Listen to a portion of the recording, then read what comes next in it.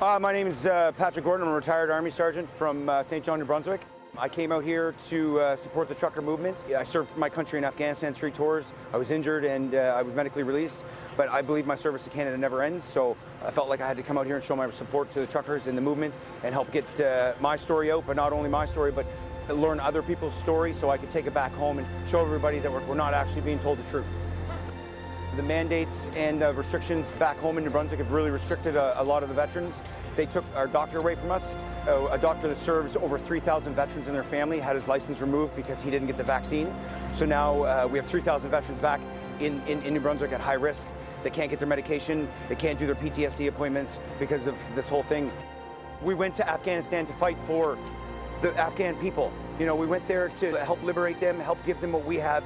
And then to see this here in our own country happening, where he's creating a division between our people, the unvaccinated versus the vaccinated. Back in New Brunswick, I have a son who's 9 years old. And my wife, who's double vaccinated, took him to the doctor to have his eyes checked, the optometrist. And the optometrist asked if he was vaccinated, where there's zero requirement for a 9-year-old boy to be vaccinated in this country. Both doctors refused to see my 9-year-old boy because he wasn't vaccinated. I've heard so many different horror stories of my brothers and sisters going through the system. And, you know, even myself, when I left the service, I went 6 months without a paycheck. 6 months without a paycheck, and I didn't know how I was going to feed my family, you know, because I was a soldier and that's all I knew. And then they medically discharged me. It's a beautiful state of unity. And like I said, you know, serving in the military, the camaraderie, you live together, you serve together, you suffer together. And it's not about necessarily the mission, it's about the men and women next to you.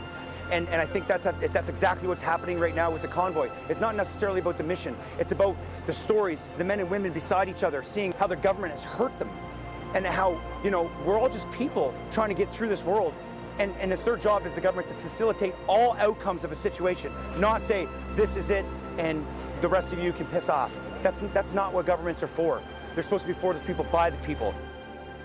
And now veterans are standing up and saying, we stand with the truckers, we stand with unity, we stand with dignity, we stand with respect for our fellow men and women of our country, because that's what we stand for. And that's what our forefathers fought in World War I and World War II and all the other wars that follow. What was our service worth if we're going to sit here in Canada and not treat each other with dignity and respect?